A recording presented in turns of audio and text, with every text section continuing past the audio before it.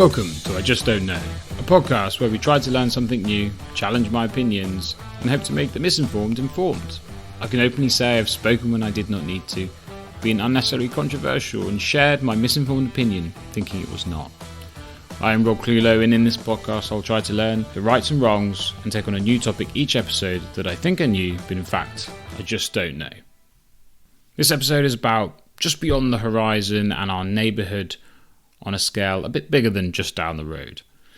Outside Earth's atmosphere, it might be a cold vacuum of space, but it's much more than the dark skies we see each night.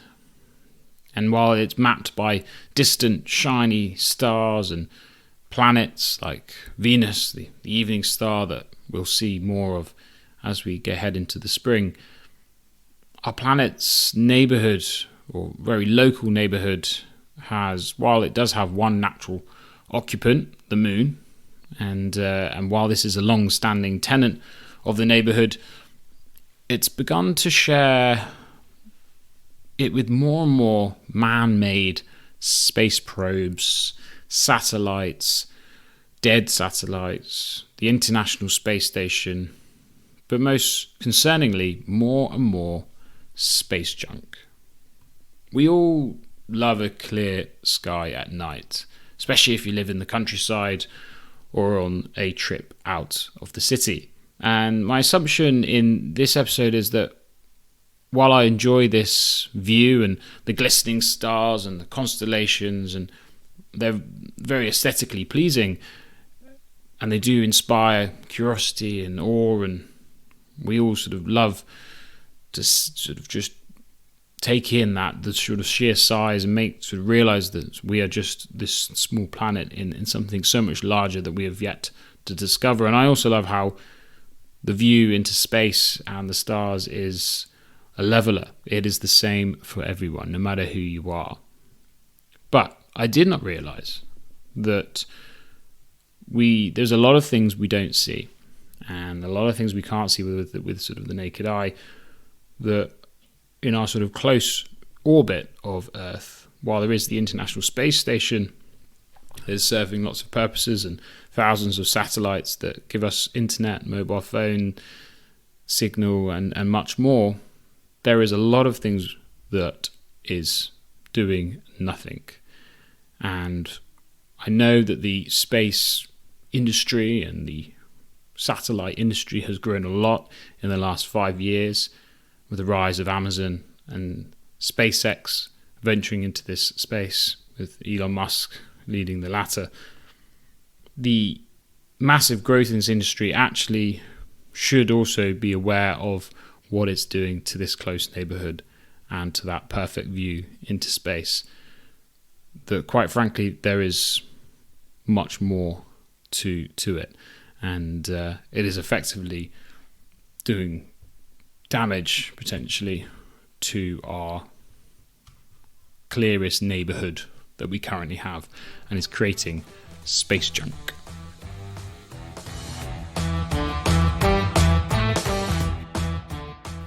So, as I said, I wasn't really aware of the sheer scale of the space junk, the junkyard that is being created in the close orbit of Earth.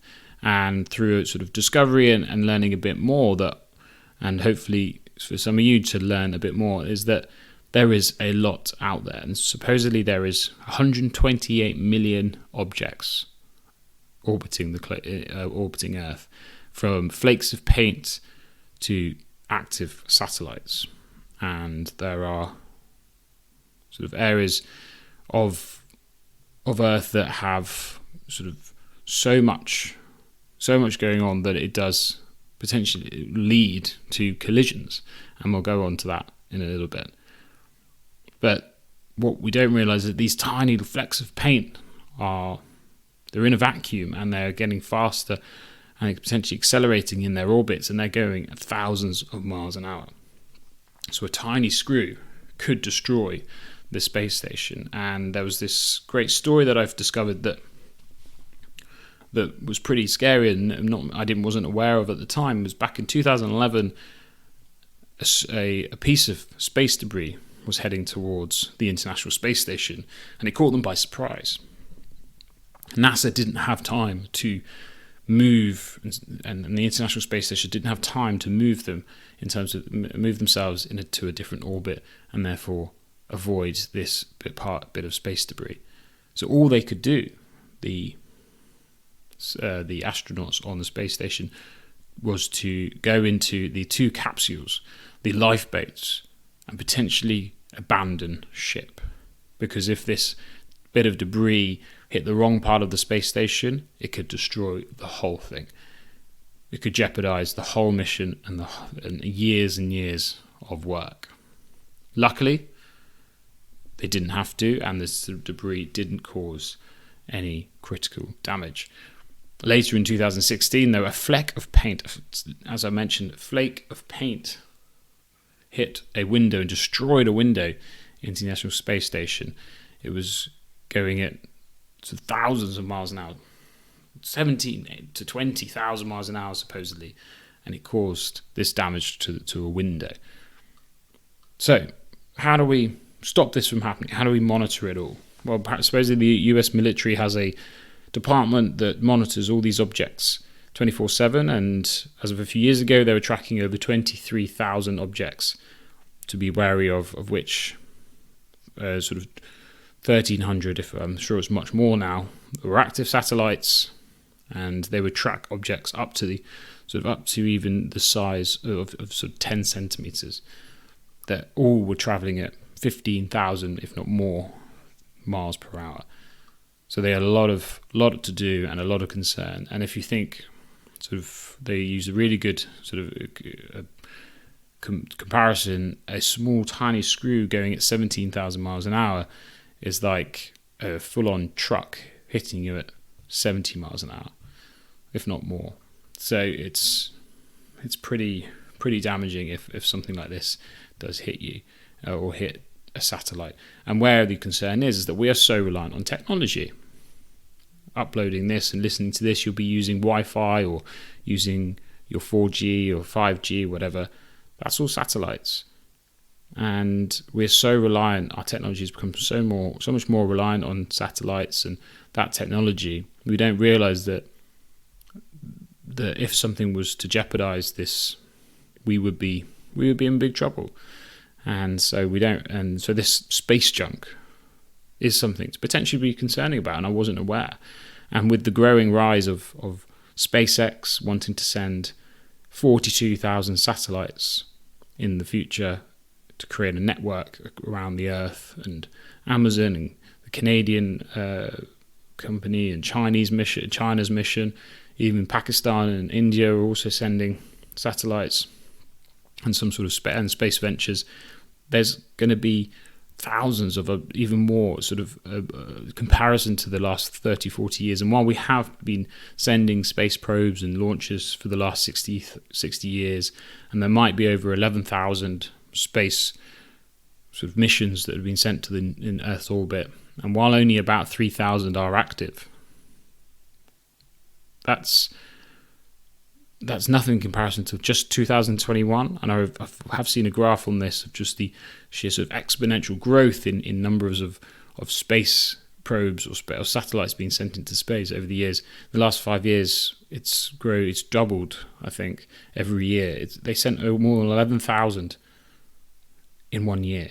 More than 11,000 1 year. That's more than they did in 50 years. And so this just suggests that it's going to get a bit crowded. And as I said, the moon has been there for a long time, but it's having to share its space now. And in terms of collisions, they know there was the first that they are aware of is 1996, where a French satellite crashed into a dead satellite and was completely destroyed. Millions gone. And again in 2009, a US satellite hit an old Russian defensive satellite they hit each other at 22,000 miles an hour and creating a massive explosion and even more debris into the junkyard of Earth's lower orbit. So pretty bleak, pretty crazy. And I know, looking into it's a huge amount of space, Earth's lower orbit. We'd have to send a lot up there for it to make a big difference for the naked eye. But if we're going at this exponential growth and these private companies have taken over NASA's lead in and the government's lead in the space programs, because I understand from other parts that NASA has taken a step back in terms of money and making sure they do the right things in line with what the government needs to do. The private sector has taken over the space race, and that's fine because they have that's fine in some sense because they have the expertise, but that commercialization of Earth's lower orbit to an extent that we can't even fathom, or it becomes almost sci-fi, is a little bit concerning. So what can we do about it? Most small debris would burn up in re-entry. So how do we so the little bits of debris we can just wait until they burn up in the re-entry of it back into Earth's atmosphere. In 2018, a satellite was created and a simulation was set up, and this satellite was called Remove Debris, and it managed to grab a simulation or a dummy satellite in space with a net. Would you believe it? Literally like the Rubbish Man catching Rubbish Man catching rubbish in the wind. And there's also another satellite was able to. Then the satellite was also able to use a harpoon to get a large bit of debris from about 5 feet away from the satellite, using the robotic harpoon to connect it and therefore take it out of Earth's orbit and keep it in line with the existing this rubbish cleaner of a satellite. I've also heard that the European Space Agency has awarded a contract to a startup called ClearSpace, and ClearSpace is set a target to remove a larger object, a 20-pound object of space junk, supposedly in 2025, using robotic arms to grab it and then take it back into Earth's orbit. So that, again, slightly worrying that you're just trying to burn it up. What if it doesn't burn up and hits the Earth? But it should. Obviously, they know that. But 20-pound piece of debris, if that hits a satellite, that's a goner. So what I'm thinking though is that this large layer of space junk that will encapsulate the whole Earth in sort of 50 years time, 100 years time, could cause a lot of issues when we're trying to send space probes beyond Earth's orbit. Because are we going to just simply have to rely on better and better technology of monitoring near space and Earth's orbit to make sure there's a gap for us to leave this busy little neighborhood of junk and rubbish? Because these space probes that are sent out into the solar system, if they're hit by something or taken off course, then the whole mission is failed. So it's an interesting one that I wasn't really aware of. I know it's come up on the news occasionally. It's a bit of sort of what are we doing to the planet sort of thing, but in reality we're a long way from it to being a real concern.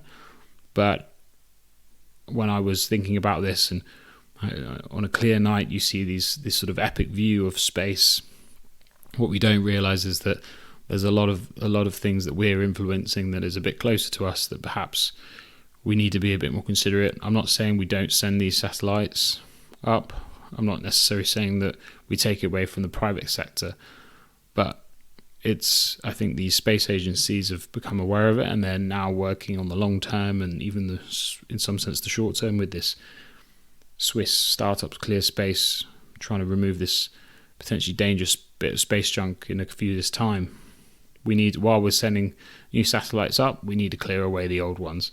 Let's be a bit responsible for our junkyard of a back garden or near space frontier that is there. So to wrap up, really interesting about this. Hope were interested about it as well, in sense that when you look into the night sky, when you next look, just realise that this precious view that we all share, we need to look after it, and we don't want to be influencing it too badly, and while we all enjoy the 5G and better connectivity, we need to make sure we don't sacrifice too much. So yeah, please listen to more episodes and let me know what you think. I hope you enjoyed this shorter episode about space junk, and look forward to making more episodes. Thanks so much.